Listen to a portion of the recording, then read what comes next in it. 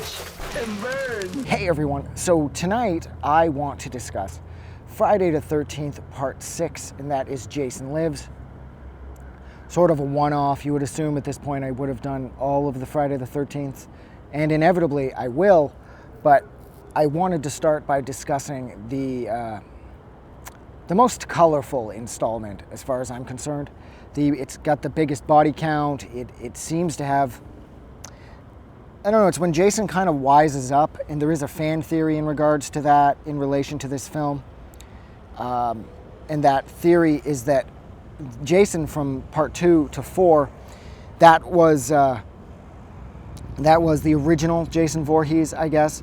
As in Pamela Voorhees' son, who drowned way back when, seeked revenge against the counselors that let him drown, yada, yada, yada.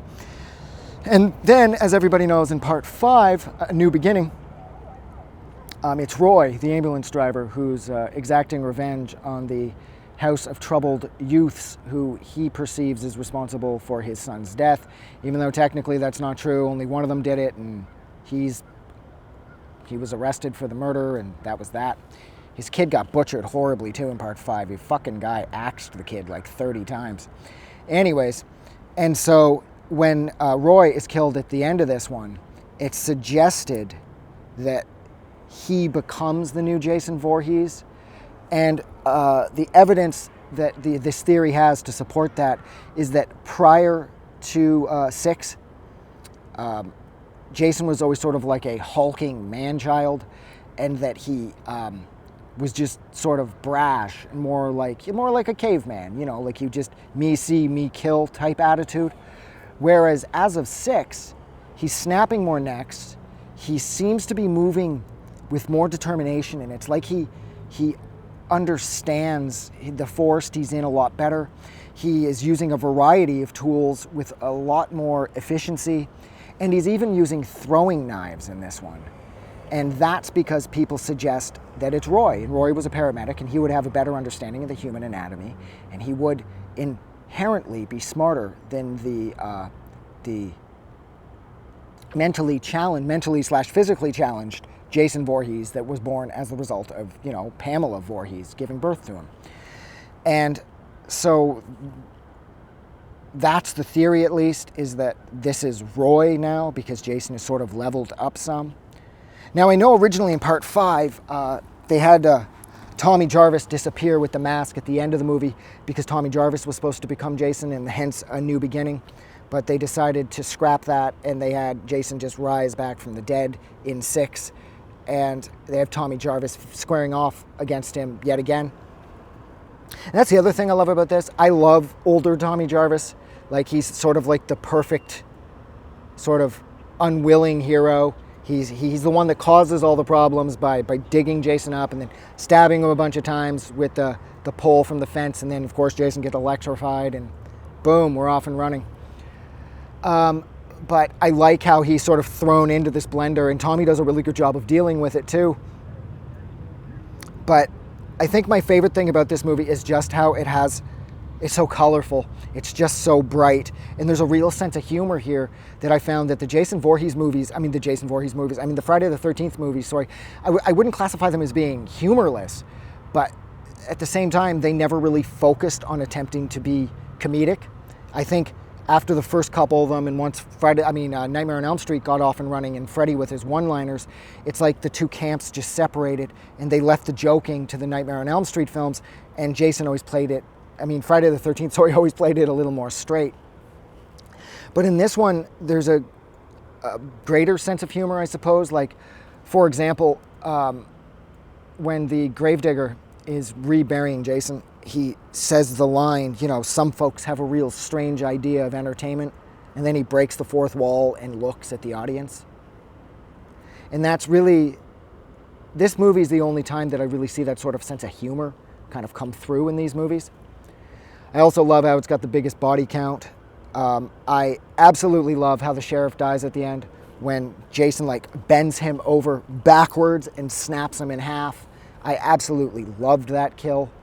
I also loved at the end too, when Tommy's out in the boat, and then when I can't remember the blonde chick's name, the sheriff's daughter, Jason has her head and he's like crushing it because you can clearly hear her skull like and shit, like it's actually beginning to crush. And when Tommy finally gets Jason's attention and Jason drops her and he starts making a beeline for Tommy through the water, she's okay, you know? I mean, hey, what's a bunch of tiny fractures, like skull fractures? I mean, it's not much. Anybody can deal with that. Fuck, man, look, listen, see? Fuck, I just fractured my skull a couple times there. It's not a big deal. So I also really like that. I thought that was really funny how, you know, despite these injuries, she's fine. You know, it's no big thing. I also love the asshole in the forest during the paintball wars with the corporate paintball game.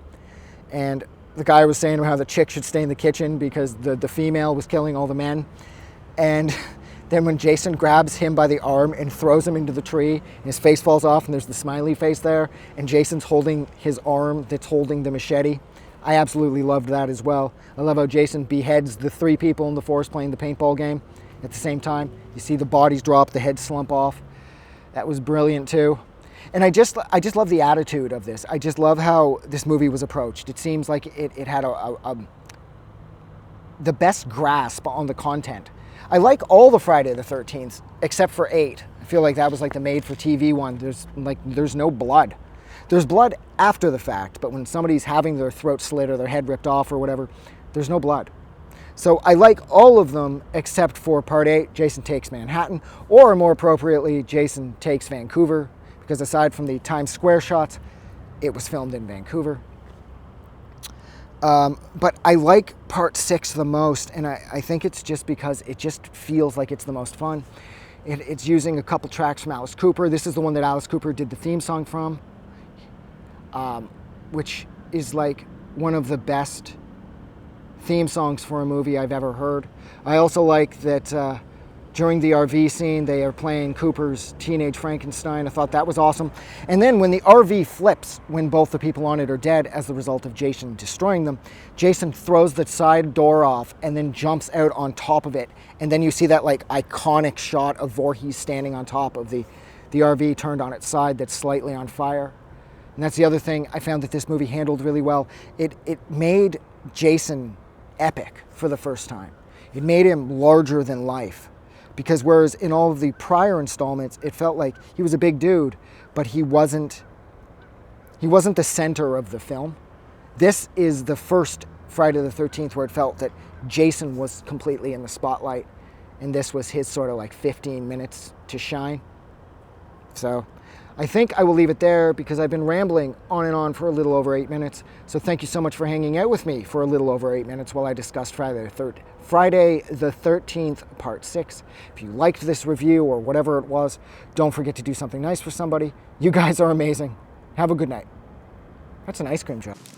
I just wanted to say thank you for making it through the entire video. I really appreciate it. And I'm going to remind everyone one more time, even though I've probably already done this in the video that you just watched, to please click the like button as well as the subscribe button because it helps this channel grow. And thank you for hitting like and subscribe, and we will see you guys really soon.